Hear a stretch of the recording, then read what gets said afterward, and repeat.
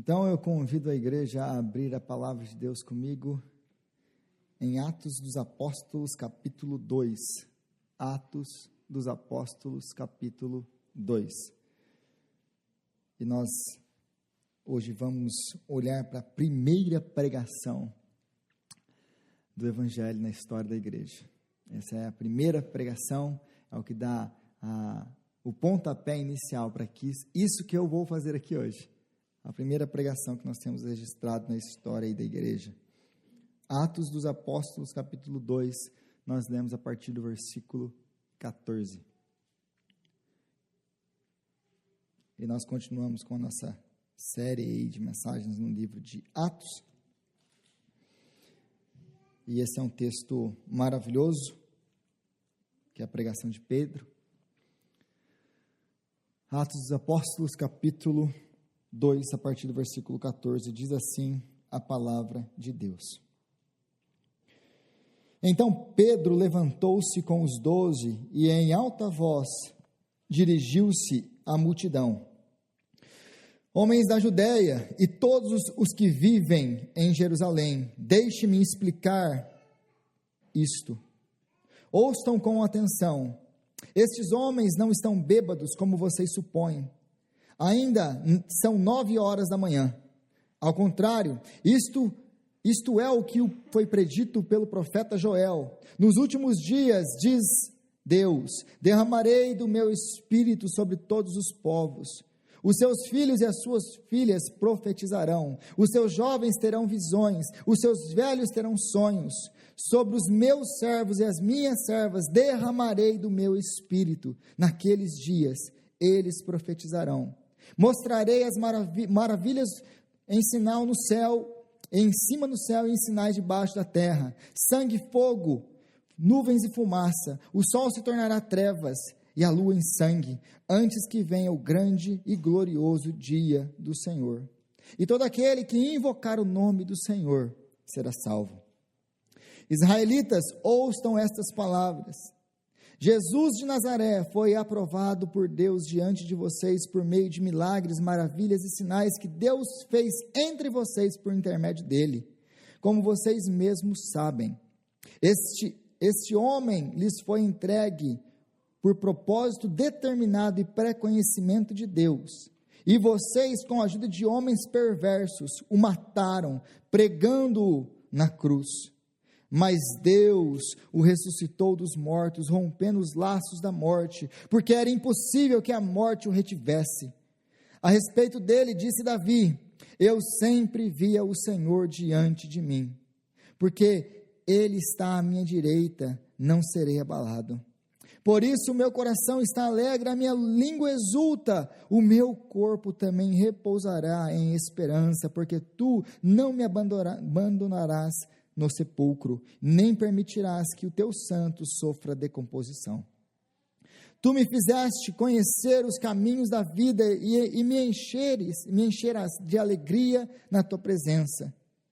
Irmãos, posso dizer-lhes com franqueza que o patriarca Davi morreu e foi sepultado, e o seu túmulo está entre nós até o dia de hoje. Mas ele era profeta e sabia que Deus lhe prometera sob juramento que colocaria um dos seus descendentes em seu trono. Prevendo isto, falou da ressurreição de Cristo, que não foi abandonado no sepulcro e cujo corpo não sofreu decomposição. Deus ressuscitou esse Jesus e todos nós somos testemunhas deste fato. Exatamente, exaltado à direita de Deus, ele recebeu do Pai o Espírito Santo prometido e derramou o que vocês agora veem e ouvem. Pois Davi não subiu aos céus, mas ele mesmo declarou, o Senhor disse ao meu Senhor, senta-te à minha direita, até que eu ponha os teus inimigos como estrado para os teus pés. Portanto, que todo o Israel fique certo disso, este Jesus, a quem vocês crucificaram, Deus o fez Senhor e Cristo. Quando ouviram isto, ficaram aflitos em seu coração e perguntaram a Pedro e aos outros apóstolos, irmãos, o que faremos? Pedro respondeu, arrependam-se e cada um de vocês seja batizado em nome de Jesus Cristo para o perdão dos seus pecados, e receberão o dom do Espírito Santo, pois a promessa é para vocês, para os seus filhos e para todos os que estão longe, para todos quanto o Senhor, o nosso Deus, chamar. Com muitas outras palavras os advertia e insistia com eles: salvem-se desta geração corrompida. Os que aceitaram a mensagem foram batizados, e naquele dia houve um acréscimo de cerca de 3.000 homens. Palavra de Deus. Senhor, nós te louvamos pela sua palavra, e agora te pedimos a Deus graça para entender a sua palavra, e que a tua palavra venha mesmo, Pai, gerar na nossa vida transformação, que a tua palavra venha mesmo, Pai, nos confrontar, que a tua palavra mesmo venha, Senhor, encher, Senhor, o nosso coração, a nossa mente, para que possamos viver de acordo com a tua palavra. Abençoa assim agora, Pai, a exposição desse texto, é o que nós te pedimos em nome de Jesus. Amém. Então, no versículo 32, aqui o apóstolo Pedro, ele vai nos chamar de testemunhas. Testemunhas. Vocês bem sabem o que aconteceu em Jerusalém, parafraseando Pedro, falando da morte de Jesus. Vocês bem sabem o que aconteceu em Jerusalém, porque nós somos testemunhas oculares de tudo o que aconteceu. E a pergunta que nós ouvimos frequentemente com relação ao cristianismo, no começo da história da igreja, e até hoje ainda se discute, é como, os historiadores se perguntam, como que um povo, como nós lemos no capítulo 1, 120 ali que se reunia, 120 discípulos que se reuniam, um bando de gente, um pouquinho ali de gente, pobre, sem dinheiro nenhum, sem expressão na sociedade, sem poder, sem nenhum tipo de autoridade. Como que esse movimento que nasceu ali na Galileia, foi descendo para Jerusalém, teve o seu líder morto, como que esse movimento alcançou até os confins da terra, se espalhou pelo Império Romano, nos próximos 200 anos, se tornando a religião dominante de todo o império. Como que isso pode ter acontecido? Aí os historiadores, eles vão apontar pelo menos para 3 coisas que os cristãos faziam, que foram as razões que eles dão, o do porquê o cristianismo chegou a ser o que ele era no Império Romano e chegou a ser o que ele é no mundo hoje. Como que tudo isso aconteceu? E as principais razões que eles dão é a paciência em meio aos sofrimentos, a forma com que eles eram mortos por causa da sua fé, e a alegria e a paciência que eles tinham em meio a esses sofrimentos e essas perseguições, era cativante. Como diz Tertuliano, um dos pais da igreja, o sangue dos mártires é a semente da igreja. Quanto mais você matava os cristãos, mais a igreja crescia. E aí então ele fala essa frase: o sangue dos mártires é a semente da igreja. Você mata um, nasce 10. Por quê? Porque eles viviam numa religião do medo, o paganismo não oferecia esperança nenhuma para ninguém. Então eles veem esses homens e essas mulheres levados para as arenas, para serem mortos pelos animais, pelas bestas, pelos gladiadores, e aqueles homens e aquelas mulheres que não se defendiam, eles iam cantando hinos de adoração a Deus, louvando o Senhor. E aí aquelas pessoas não entendiam por que eles têm essa esperança, o que move essas pessoas a sofrerem essa vida que eles sofrem, passando perseguições e morrerem dessa maneira. Eu quero entender o que eles têm, porque eu não tenho isso. Então essa era uma das coisas que cativava as pessoas, que atraía as pessoas, a paciência, a alegria no meio do sofrimento. A segunda coisa que eles dizem, que os historiadores apontam, era que o cristianismo foi a primeira religião inclusiva, porque todas as outras religiões eram exclusivistas, ou seja, excluíam pessoas, separavam pessoas, Porque se você conhece um pouquinho do Império Romano daquele tempo, cada pessoa tinha o seu Deus. Se você era carpinteiro, tinha o Deus dos carpinteiros. Se você era, no nosso caso, um encanador, tinha o Deus dos enganadores. Então, cada área tinha o seu Deus. Você, então, era separado por aquilo que você fazia, pela sua especialidade, pelo seu trabalho. Então, eles se reuniam naquele tempo, e naquele tempo eles adoravam os seus deuses, que eram deuses específicos para aquelas áreas. Tinha deuses para tudo, Deus da fertilidade, Deus do campo, Deus de tudo quanto é canto que você quiser imaginar. Mas se você fosse da montanha, você tinha os deuses da montanha. Se você fosse do mar, você tinha os deuses do mar. Então isso separava as pessoas, não unia as pessoas. As mulheres não tinham em lugar nenhum voz em nada. Agora o cristianismo não. O cristianismo abraçava a gente de todo tipo de língua, cultura, status social, incluía as mulheres. O cristianismo foi a primeira religião a dar voz para a mulher. Não existia isso até então. Então era uma religião que unia as pessoas. Era inclusiva, ela era inclusivista. E eles também, é uma coisa que um dos imperadores, uma famosa frase de um dos imperadores romanos: é muito difícil combater esses cristãos. Por que é difícil combater esses cristãos? Porque nós cuidamos dos nossos pobres. Os gregos cuidam dos pobres deles.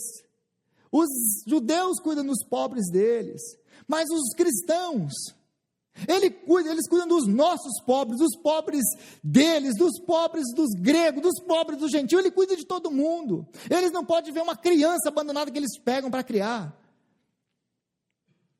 Eles têm um estilo de vida que é simples e modesto. A maneira com que eles dividem o que eles têm uns com os outros é insana. Como que a gente pode combater um movimento desse? E isso era cativante para as pessoas. E aí isso vai crescendo, vai explodindo em crescimento. Que 200 anos depois de Cristo, nós temos todo o Império Romano varrido pelo cristianismo. Pelo cristianismo. Então, mas tudo isso que eles fazem são coisas que os cristãos faziam, porque isso não dá e não explica o porquê que os cristãos faziam isso. Isso dá a razão por que a igreja crescia, por que o negócio acontecia, mas não explica o porquê. Da onde vem essa motivação? O que move os cristãos a viverem desse jeito?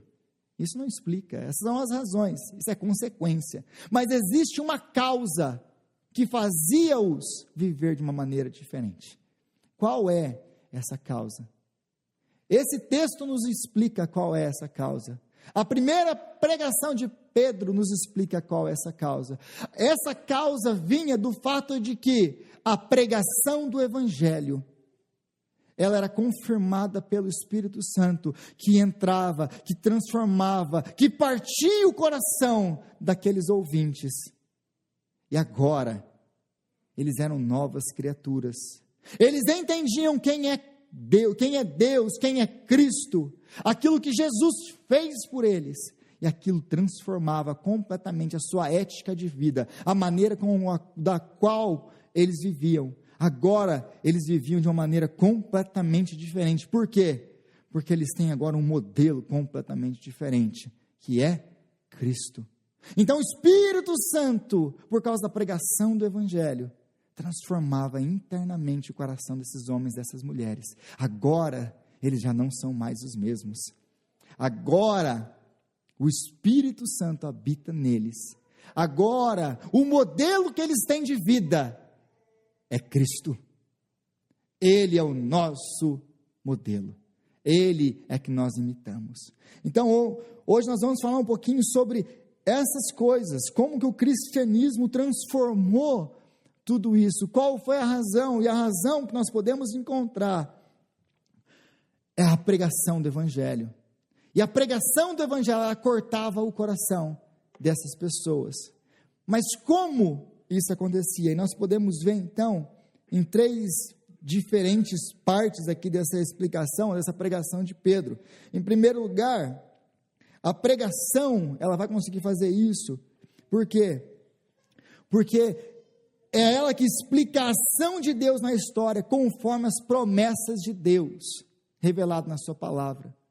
Então, a primeira coisa que nós vemos aqui o apóstolo Pedro fazendo é ele vai olhar para aquilo que está acontecendo, o derramar do Espírito Santo, e agora ele vai explicar como aquele derramar, como aquela ação de Deus na história, ela está fundamentada, ela está baseada na palavra que Deus revelou. Segunda coisa que ele vai fazer aqui, é revelar que Jesus é o Messias, uma vez que ele mostra o que está acontecendo, à luz da palavra. Olha, esses homens não estão bêbados, isso aqui é o que profetizou o profeta Joel.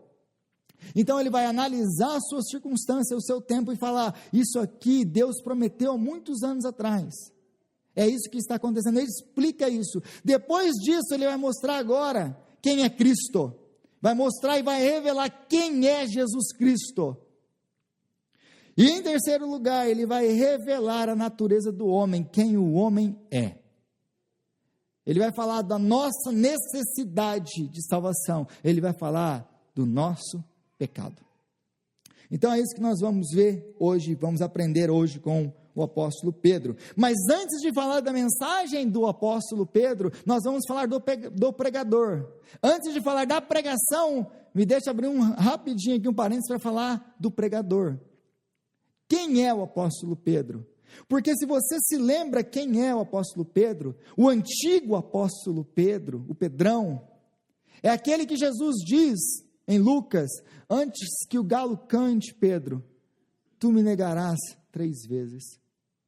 Porque Pedro é aquela pessoa, aquele sanguíneo, aquele cara que fala, Jesus, todo mundo pode te abandonar, mas eu estou firme com você, eu não te largo, eu não abro mão. Jesus fala o que para ele? Pedro, antes que o galo cante, você vai me negar 3 vezes. E Lucas relata isso, porque se você abrir lá Lucas capítulo 22, a partir do versículo 54, você vai ver Pedro negando a Cristo. Mas só Lucas, dentre os evangelistas, diz uma coisa, ele fala uma coisa que os outros não dizem, que é o quê?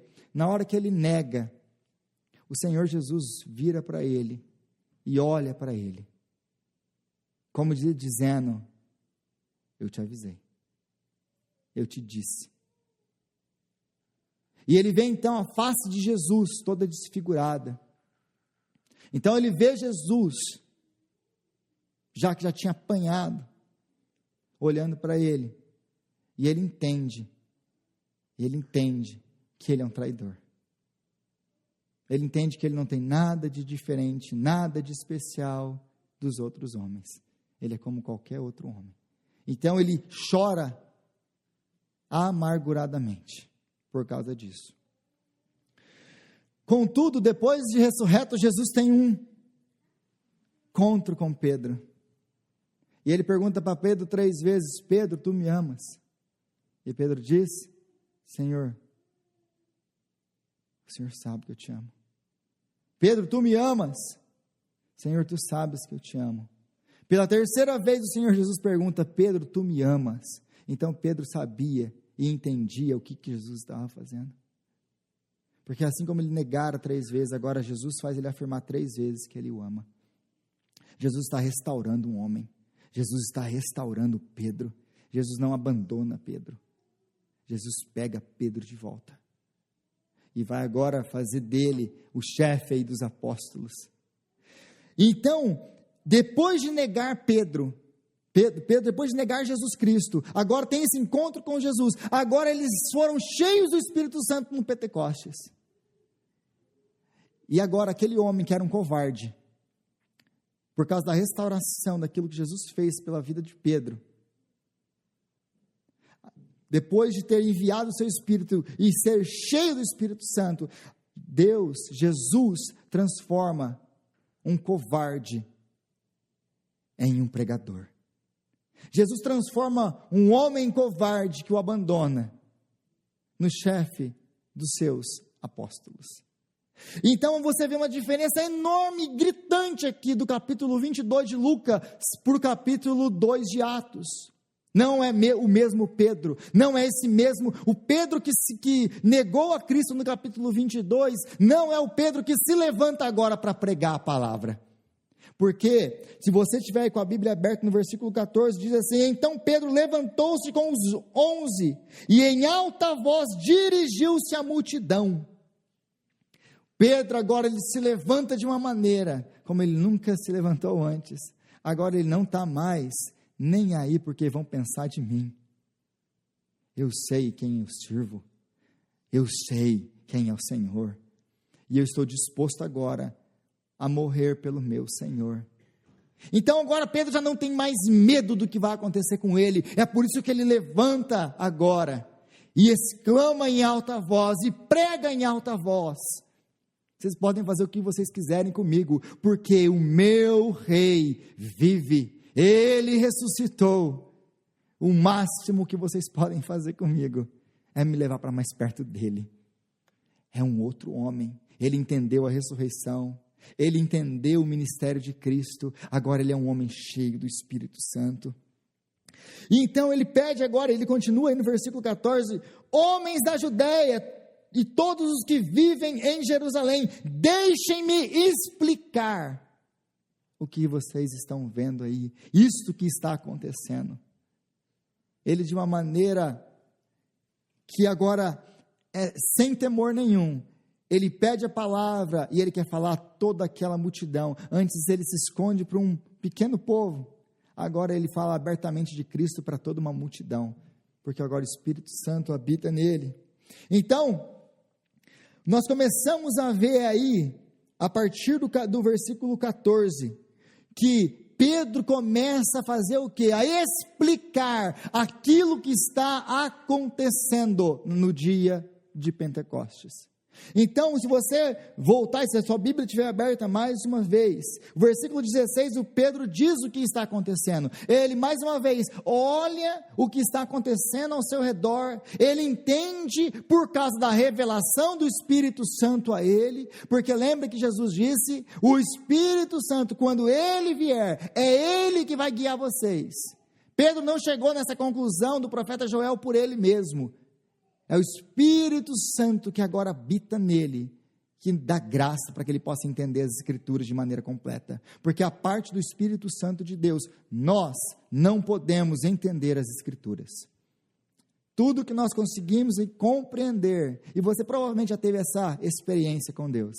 Quando você está lendo a Bíblia, e de repente parece que os seus olhos são abertos, e a Bíblia começa a fazer sentido para você. Mas como que você lia antes e não fazia sentido? Porque agora o Espírito Santo te iluminou o entendimento, e agora ela faz sentido, agora ela não é mais uma letra morta, agora é a palavra de Deus viva. Então, Pedro entende o que está acontecendo por causa da ação do Espírito Santo, por ser cheio do Espírito Santo, e o Espírito revela a Pedro: Pedro, isso aqui é aquilo que o profeta Joel profetizou. E aí ele passa a descrever então qual que é a promessa do profeta Joel. E aquilo que eles estão vendo. Então eles não estão bêbados, diz Pedro. Isso é que diz o profeta Joel. Eles estão cheios do Espírito Santo. Isso que vocês estão vendo é o cumprir daquilo que Deus disse ao profeta Joel: Deus enviaria e derramaria do seu Espírito sobre toda a carne. É isso o que vocês estão vendo hoje. Todas as promessas de Deus se cumpriram em Cristo Jesus. Mas no versículo 21 ele diz uma coisa, mais uma vez, citando Joel, e diz assim: e todo aquele que invocar o nome do Senhor será salvo. Todo aquele que invocar o nome do Senhor será salvo. E essa é uma mensagem maravilhosa. Por quê? Porque é uma mensagem inclusiva. Ele inclui todo aquele que invocar o nome do Senhor. Ele não coloca aqui todo aquele judeu, ele não coloca aqui alguma coisa, ele não coloca um povo em específico, ele fala: todo aquele que invocar o nome do Senhor será salvo. Não é mais por raça, não é mais por pedigree, não é mais por onde você nasceu. Agora, todo aquele que invocar o nome do Senhor será salvo. Essa promessa é para aqueles que estão perto, mas para aqueles que estão longe, é para todos. Mas, ao mesmo tempo, a salvação é para todos, mas o caminho é só um. A salvação é para todos, mas o caminho é só um. Aquele ditado, todos os caminhos levam a Deus, é antibíblico, porque só existe um caminho que leva ao Pai e ao Filho. O único caminho que leva a Deus é Cristo. Não é uma igreja, não é nada que nós homens podemos fazer. A igreja presbiteriana não leva ninguém para o céu. Quem leva para o céu, quem leva a salvação é Cristo. Nenhuma igreja tem esse poder. É Cristo e exclusivamente Cristo, porque a salvação pertence ao Senhor. Então, todos são convidados, mas apenas um é o caminho.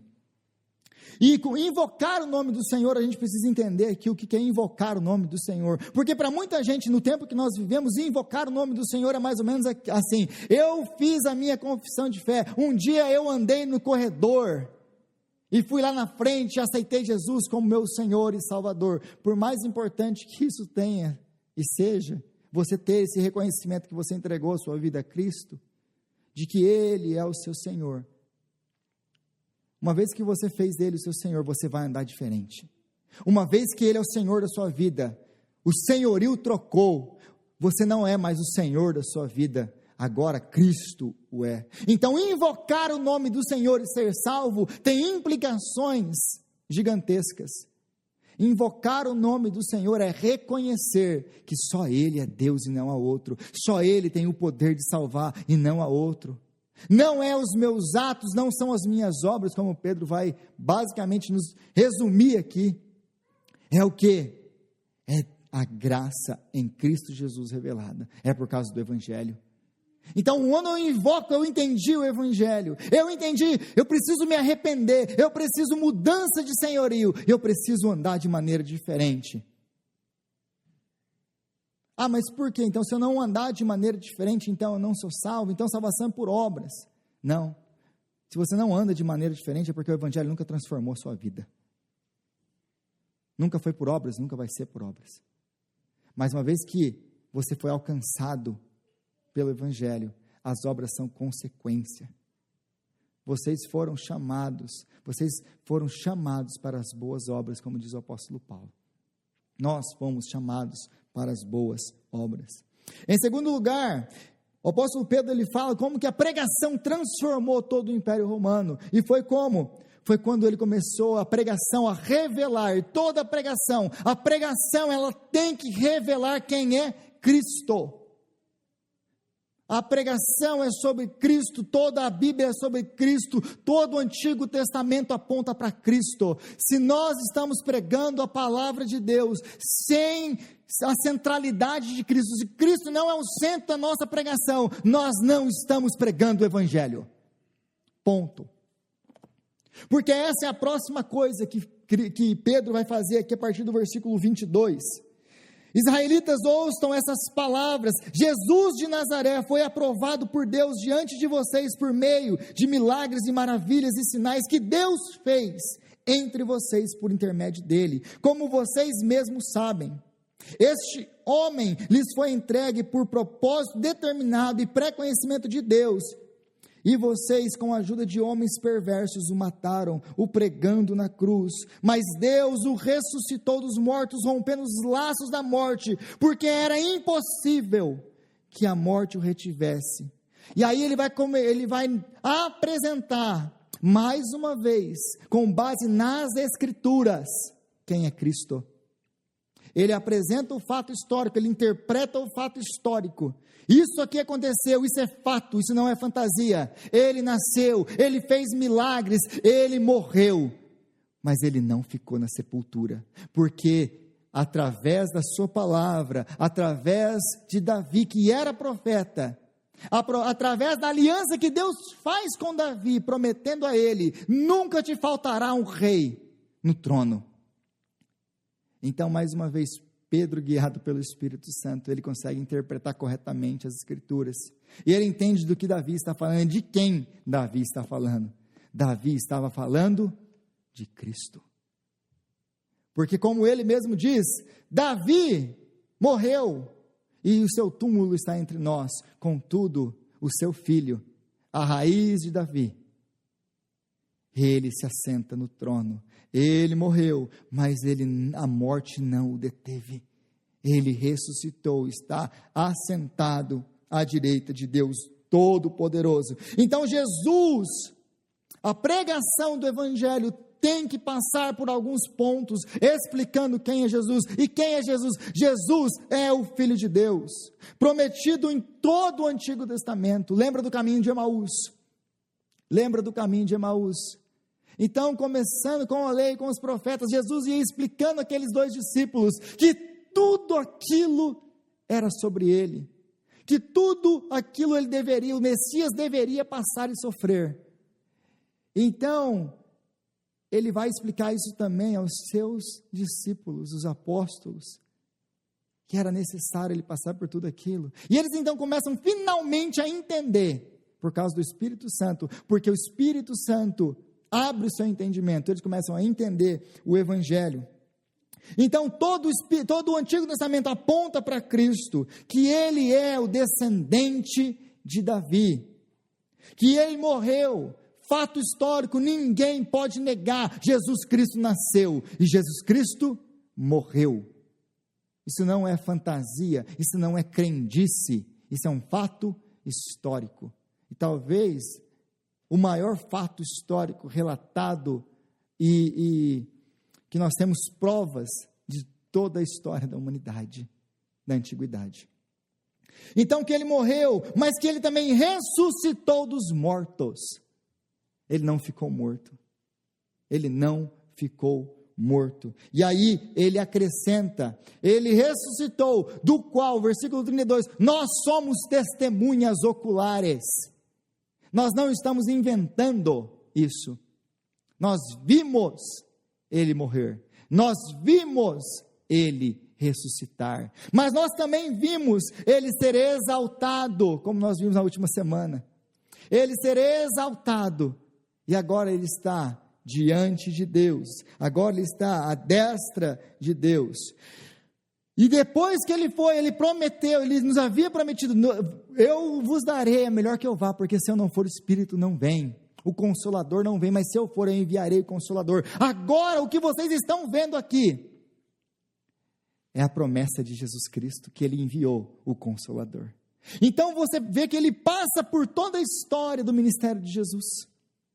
Ele fala do Senhor, ele nasceu, ele morreu, ele fez milagres, ele mostrou, ele atestou o poder de Deus, ele foi perseguido, ele morreu, mas a morte não o deteve, e ele se levanta da sepultura, ele é exaltado, nós o vimos ressuscitado, ele é exaltado ao Pai, agora ele cumpre com a sua promessa, ele nos envia o Espírito Santo, e é isso que vocês estão vendo hoje, a ação do derramar do Espírito Santo sobre a vida dos discípulos de Jesus Cristo. Então ele fala, ele mostra, ele deixa claro quem é Jesus Cristo para essas pessoas. Jesus Cristo não é qualquer pessoa, ele não é apenas um líder religioso, ele não é apenas um grande líder, um grande exemplo a ser seguido, ele é o Filho de Deus. A partir daí, versículo 23, ele tem uma coisa bem interessante aí, que ele nos diz, e Pedro diz assim: este homem, Jesus, lhes foi entregue por propósito determinado e pré-conhecimento de Deus a vocês. E vocês, com a ajuda de homens perversos, o mataram pregando-o na cruz. E aqui é aquela famosa briga que existe entre soberania de Deus e responsabilidade humana.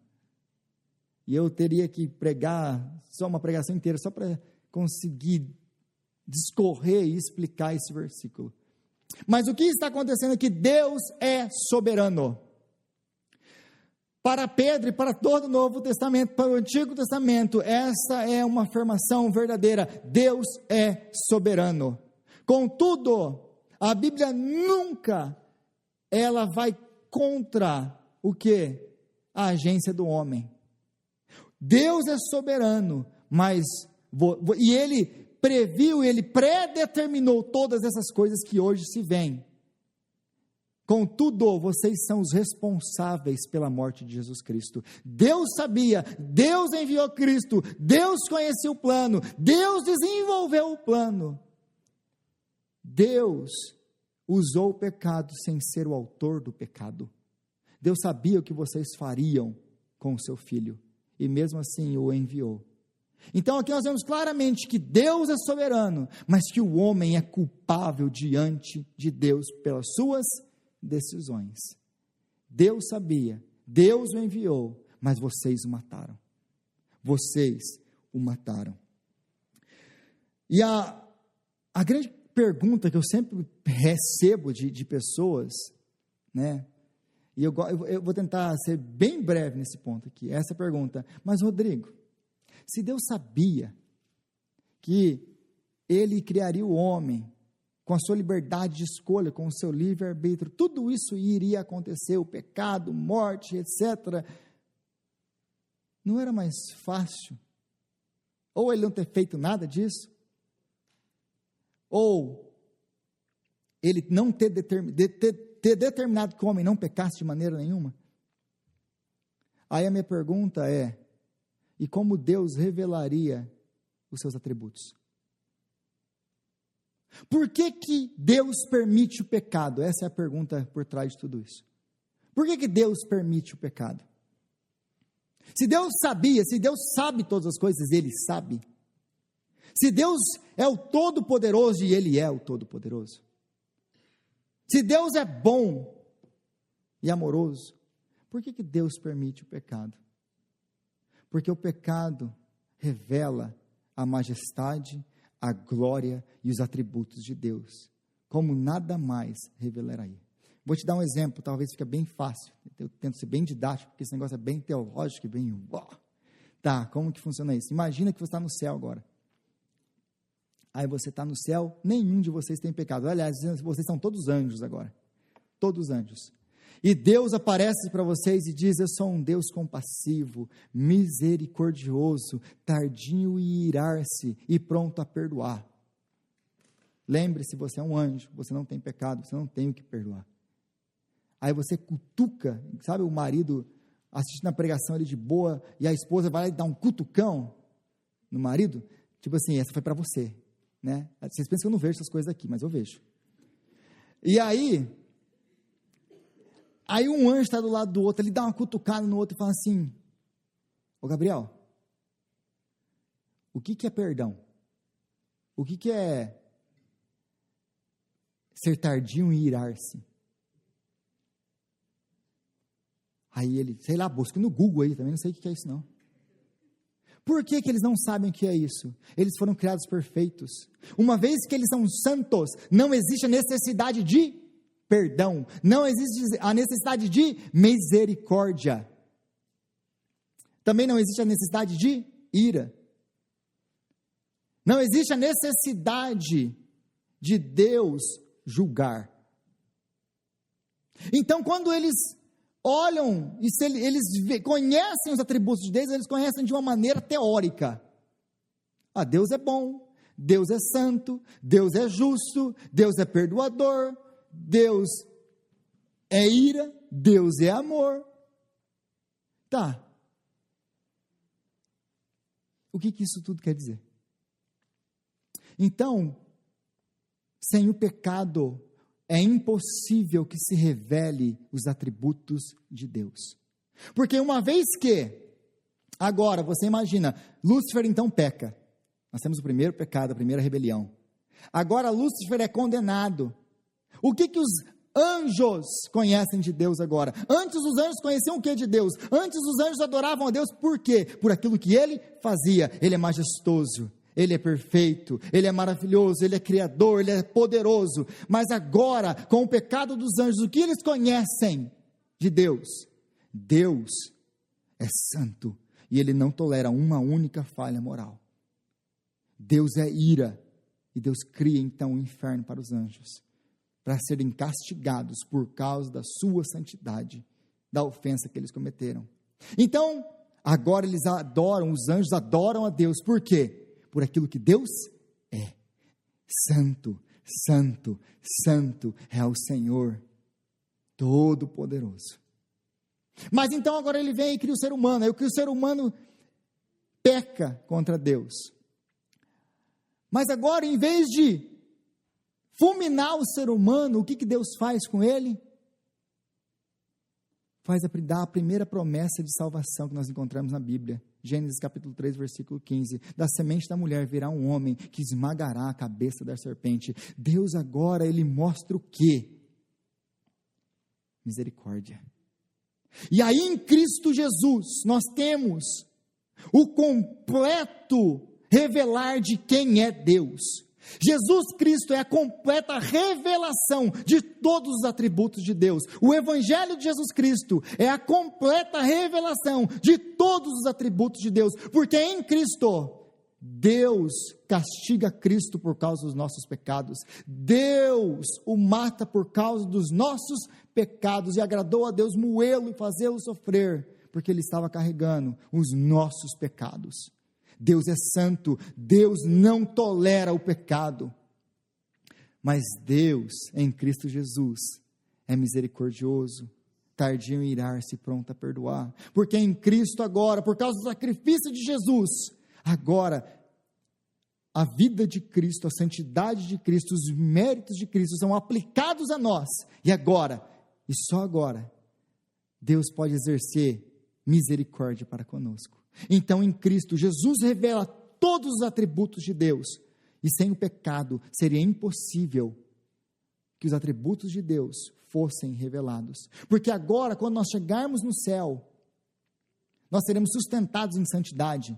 No céu não tem livre-arbítrio, todo mundo é sustentado em santidade, como os anjos hoje não podem pecar, porque eles são sustentados em santidade.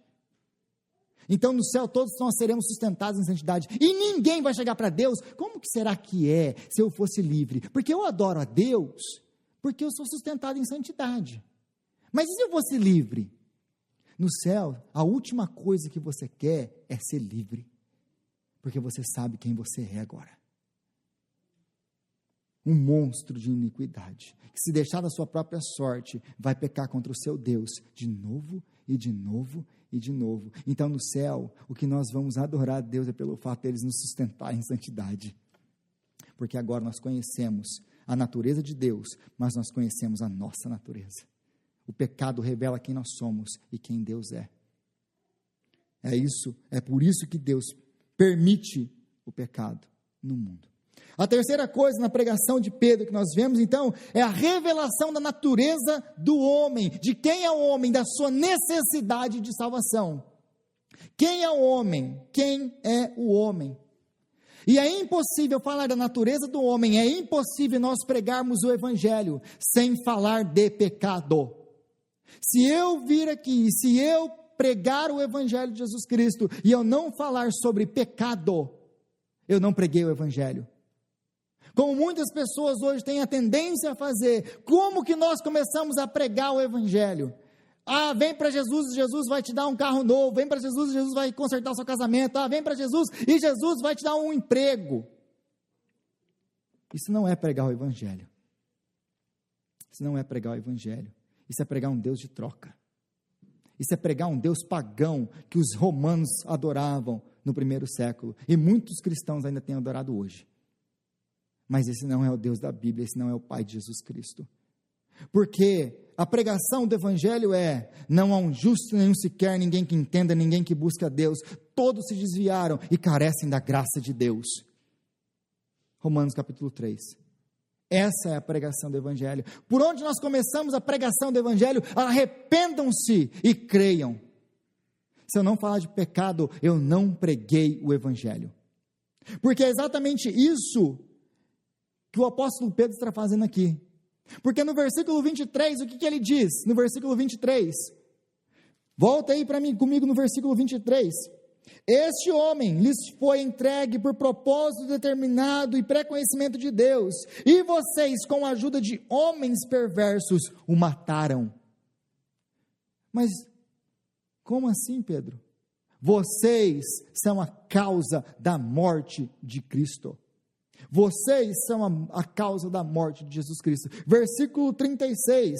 Portanto, todo Israel fique certo disso. Este Jesus, a quem vocês crucificaram, Deus fez Senhor e Messias.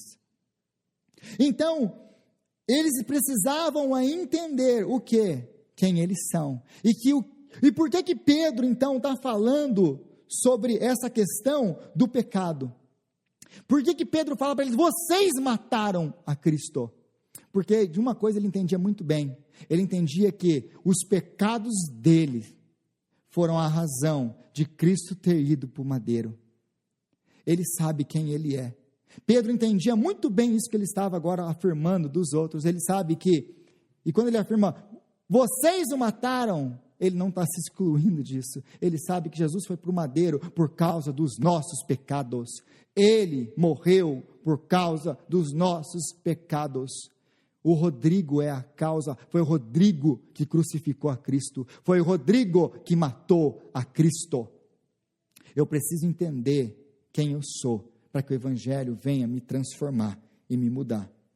Depois de pregado isso, depois de dito isso, de interpretar o tempo à luz das Escrituras, depois de apresentado quem é Jesus Cristo, depois de ter dito quem é o homem, o que o homem fez com o Filho de Deus, esses homens agora eles caem em desespero, e a pergunta que eles fazem é, irmãos, o que faremos?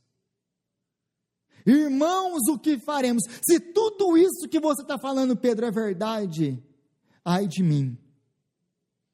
Como que eu posso escapar de Deus? Como que eu posso escapar de tão grande condenação pelo que eu fiz com o meu Senhor, o Messias, com o Filho de Deus? O que eu tenho que fazer, Pedro? O que eu vou fazer, Pedro? Qual é a resposta de Pedro? Levanta sua mão e aceita Jesus no seu coração. Certo? Não? O que Pedro diz? Arrependam-se e creiam. Aliás, é assim que João Batista começa o ministério dele, é assim que Jesus começa o ministério dele. Como que nós temos a capacidade, a coragem de mudar a pregação do Evangelho? Arrependam-se e creiam no Evangelho. Arrependimento é mudança de vida. Você vem do jeito que você está, mas você não fica do jeito que você está, porque Ele vai te transformar. Ele vai te transformar. Ele vai te santificar. Aspergirei água limpa sobre vocês, e vocês ficarão limpos. É o que ele diz através do profeta Ezequiel. Aspergirei água limpa sobre vocês, e vocês ficarão limpos. Porque para Deus é mais ou menos assim, nós temos dois jeitos, o jeito fácil ou o jeito fácil, porque qualquer jeito para Deus é fácil. Aí vai depender de quantos botões Ele vai ter que apertar na sua vida, e para você pode não ser tão fácil assim, e talvez possa ser muito doloroso o processo, mas que Ele vai te santificar, Ele vai te santificar. Se você é filho de Deus, se você foi chamado por Deus, se o Espírito Santo habita em você, Ele vai te santificar. Ele vai te santificar. Mas aí no versículo 37, eles têm algo que é o centro de tudo isso aqui. O que é o centro de tudo isso aqui? No versículo 37, se você abrir de novo, quando ouviram isso, ficaram aflitos em seu coração e perguntaram Pedro e aos outros apóstolos, irmãos, o que faremos? Quando eles escutam toda a pregação do Evangelho, eles se perguntam, então, irmãos, o que faremos? Mas isso aqui que a Bíblia nos diz é muito importante. Eles ficaram aflitos no seu coração. E essa palavra, ficar aflito, no original e no grego, é você ter o seu coração traspassado por uma espada. Eles foram como se atacados com uma espada no meio do seu coração. Eles foram afligidos por causa da pregação do Evangelho. Isso partiu o seu coração. A pregação do evangelho transformou internamente, afligiu internamente. Agora eles entenderam quem é Deus, quem eles são. Eles entenderam que existe um dia do juízo, porque agora o Espírito Santo fez na vida deles aquilo que é o ministério do Espírito Santo, convencer o mundo do juízo, do pecado e da justiça. O ministério do Espírito Santo não é convencer que você é uma boa pessoa, que você é legal, que Deus vai fazer grandes coisas na sua vida porque você é uma pessoa legal, que você merece bastante coisa. Não, o Espírito Santo ele vai te convencer. Do juízo, existe um juízo para vir sobre todo mundo. Do pecado, você é um pecador que precisa de arrependimento, senão esse juízo está sobre você. E da justiça, mas existe a justiça de Deus, que é revelada no Evangelho de Jesus Cristo, e é a forma e a única forma que você pode escapar do juízo de Deus, se você se arrepender e crer no Evangelho. Então, o que nos faz cristãos, o que nos faz homens e mulheres de Deus, é o que o Espírito fez em nós. O Espírito, ele transpassou o nosso coração, ele nos convenceu do juízo, do pecado e da justiça, e agora nós estamos aqui, entendendo que, sim, Deus, eu entendi quem eu sou, eu entendi quem o Senhor é, mas eu entendi quem Cristo é, o que Ele fez por mim. Então a pregação da palavra partiu o coração dele, entrou no coração deles. Mas o que aconteceu com esse cortar no coração deles? Duas coisas. O que fez isso tudo? O que fez eles serem cortados? Por causa da pregação da palavra. O conhecimento de quem é Cristo, o conhecimento da palavra de Deus, da revelação de Deus, que revela a Cristo, que é a razão, Em segundo lugar, saber que eles são os culpados pela morte do Senhor. Quando eles escutam, vocês são os culpados pela morte dele, eles entendem do que Pedro está falando. Eu não estava lá, eu não coloquei naquela cruz, mas ele foi para lá por causa do meu pecado. Então eles caem em desespero. Então, a primeira coisa que nós precisamos entender, a razão, o que ele explicou, tudo o que ele explicou aí no começo. Nós não somos cristãos porque nós cremos em alguma... o cristianismo não é um salto no escuro, como diz alguns. Imagina as pessoas perguntando a Pedro, o que nós faremos? Irmãos, o que nós faremos? Não, você tem que dar um salto no escuro, você tem que sentir o Evangelho, você tem que sentir esse Espírito na sua vida. Cristianismo não é um sentimentalismo bobo, cristianismo é um chamado para a razão. Nós não somos chamados para acreditar em tudo que nos dizem. Se não está baseado na palavra de Deus, meu irmão, minha irmã, você joga fora, porque não serve para nada. É conhecimento humano, doutrina humana.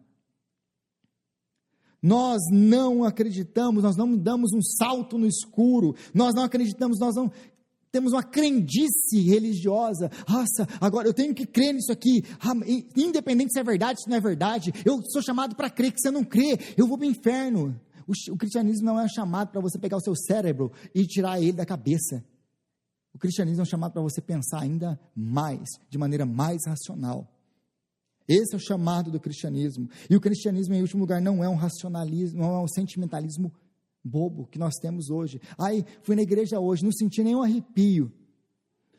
Deus não falou comigo hoje. Eu vou sair da igreja. Por que eu vou sair da igreja? Porque faz 1 ano que você não me faz chorar nas pregações.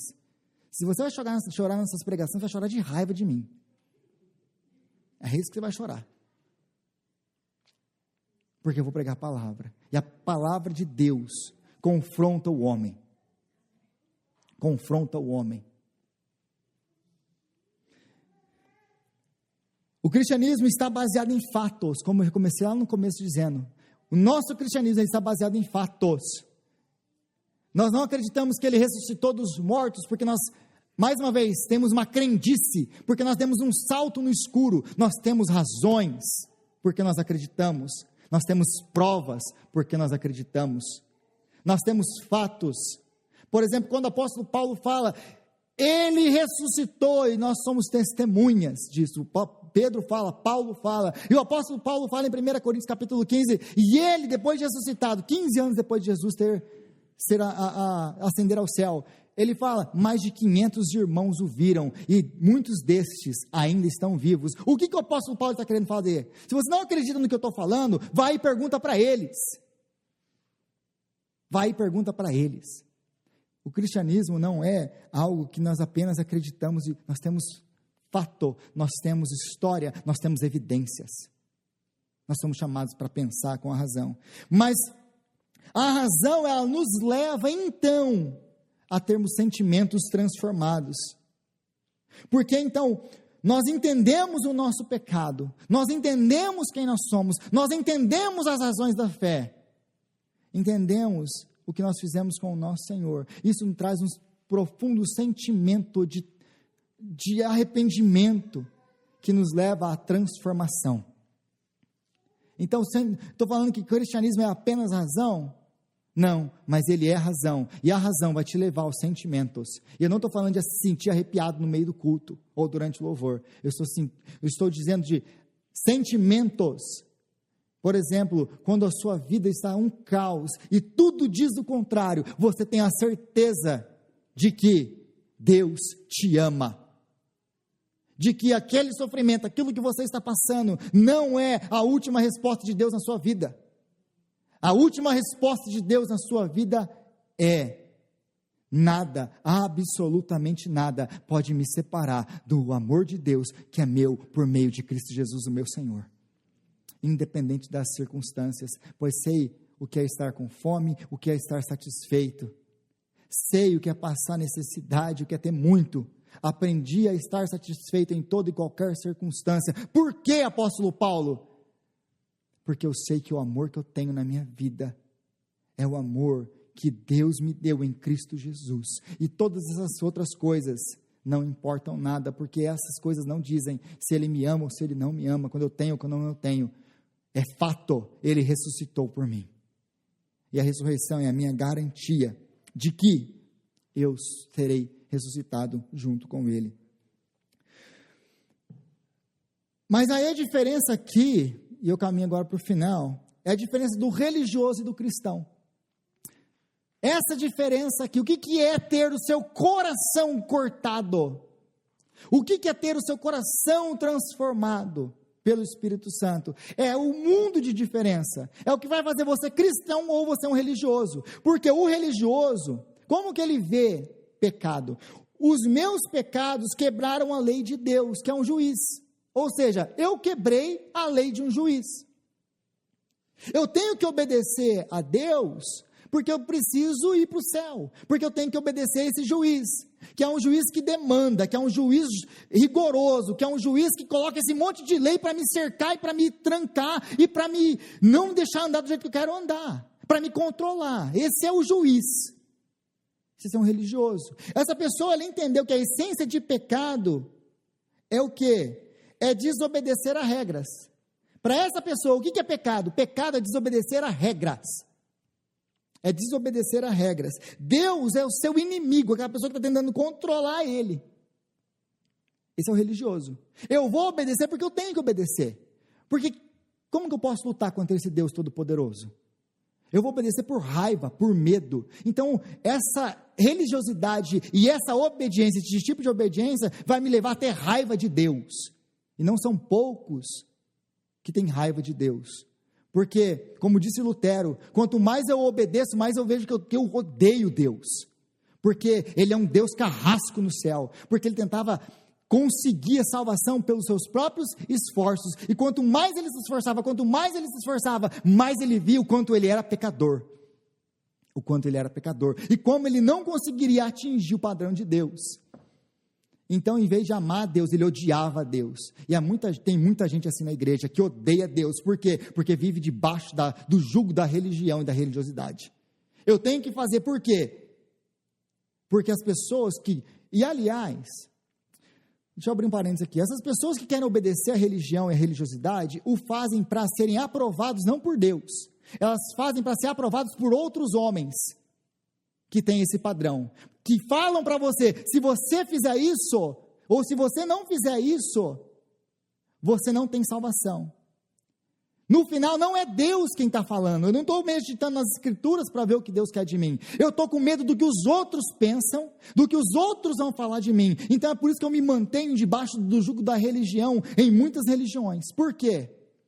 Porque quem tem o poder de salvar não é Deus, são os líderes da minha religião. É por isso que eu me mantenho debaixo do jugo deles. Então é por isso que eu tenho que fazer aquilo que eles mandam eu fazer. Senão eu não sou salvo. Mas quem dita a salvação para mim são esses líderes. E aí, eles não vão me levar para perto de Deus, eles vão me afastar de Deus. Ficou claro isso? Essas pessoas não estão vivendo para Deus, estão vivendo para a religião de homens que impuseram sobre elas. Agora o cristão, qual que é a diferença do cristão? O cristão, ele vê assim os pecados, os meus pecados partiram o coração do meu Deus, que é um juiz sim, mas que é o meu Pai. Então, Deus é um juiz, sim, Deus é um juiz, um justo juiz de toda a terra, como diz a palavra dele. Mas ele não é apenas o juiz de toda a terra, ele é o meu Pai. Então, sim, nós quebramos, você e eu quebramos a lei de Deus. Mas pior que isso, você partiu o coração do seu Pai. Você partiu o coração dele. Então, aqui, a essência do pecado não é eu desobedeci a uma regra de um juiz tirano, que quer me controlar. Não. Aqui eu parti o coração do meu Pai, que me ama. Que me ama. Profundamente. E qual que é a diferença desses dois sistemas? Mais uma vez, é um mundo de diferença. Eu vou usar um exemplo. Só um exemplo. Que é do filho rebelde. Por exemplo, você tem filhos, e eu trabalhei com adolescentes há muito tempo, e alguns filhos que olhavam para o pai, estavam afundados em problema, em pecado, em droga. Aí o pai não deixava ele sair, o pai tomava carro, o pai fazia de tudo para cuidar do filho, para amar o filho, colocava um monte de regra, um monte de lei, para que o filho não se matasse mais em drogas, para salvar o filho. Como que o filho olhava aquilo que o pai estava fazendo? Meu pai quer me controlar, eu odeio meu pai, porque o meu pai quer me controlar, ele quer me vigiar, ele fica tirando as coisas que eu gosto de fazer, porque ele ama o pecado dele. Mas existe o filho, existem outros filhos que dizem, não, Rodrigo, eu sei, que o que o meu pai está tentando fazer é por amor, eu sei que ele está tentando me salvar, na minha própria natureza, porque eu sei tudo que o meu pai fez, e tudo que meu pai sacrificou, para me trazer até aqui hoje, para me criar. Então, Rodrigo, quando eu peco, quando eu caio no meu pecado, eu sei que é pecado, eu sei que eu não deveria fazer, mas o que quebra dentro de mim, o que me constrange, Rodrigo, é o meu pai, é porque eu quebrei, eu decepcionei o meu pai. Essa é a diferença entre o religioso e o cristão. O religioso, ele vê Deus como controlador, como alguém que está querendo controlar ele. Mas com o cristão não, o cristão ele vê Deus como, ele é o meu Pai, e ele entregou o seu bem mais precioso para morrer por mim, para que eu pudesse ser livre de tudo isso que me aprisiona. Então quando ele fala não faça, não é para me controlar. E eu peco, Rodrigo, eu peco, eu caio, eu não queria fazer, porque eu sei que todas as vezes eu caio, eu parto o coração do meu Pai. Esse segundo, o cristão, ele pode ser liberto e ter uma vida verdadeira diante de Deus. O primeiro nunca vai enxergar Deus como Pai. Nunca vai enxergar Deus como Pai. Qual que é o resultado? Quando entendemos o sacrifício de Deus por nós em Cristo, isso nos leva à verdadeira liberdade. Você entende que o problema é você e seus pecados, e não Deus e os mandamentos dele. Aí você começa a entender, sou eu o problema, como o filho drogado. Rodrigo, eu sei que o problema sou eu, não é meu pai e os mandamentos dele. Meu pai está tentando me proteger. Sou eu e os meus pecados, o problema não é Deus. E eu sei que toda vez que eu peco, Eu estou quebrando o coração dele. Você entende que o problema, então, é você e os seus pecados, não o mandamento de Deus. Você entende que é muito pior do que você pode imaginar. Quando você entende o Evangelho, quando você entende o amor de Deus, quando você entende aquilo que Cristo fez por você, para te salvar, você entende, eu sou muito pior do que eu posso sequer sonhar.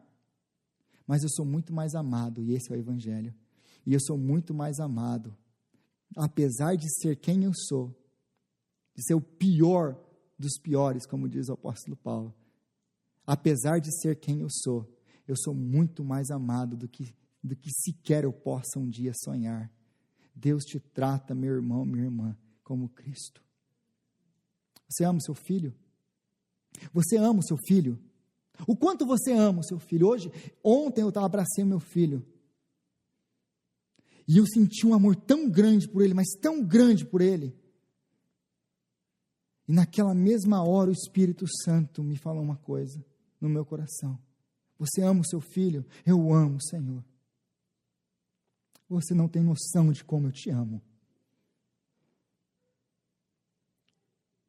Se eu sou um homem que eu sou, se eu sou o que a Bíblia diz que eu sou, e eu amo do meu filho dessa maneira, eu sou capaz de dar vida pelo meu filho assim, por qualquer um deles, num abrir e piscar de olhos. Eu morro pelos meus filhos assim.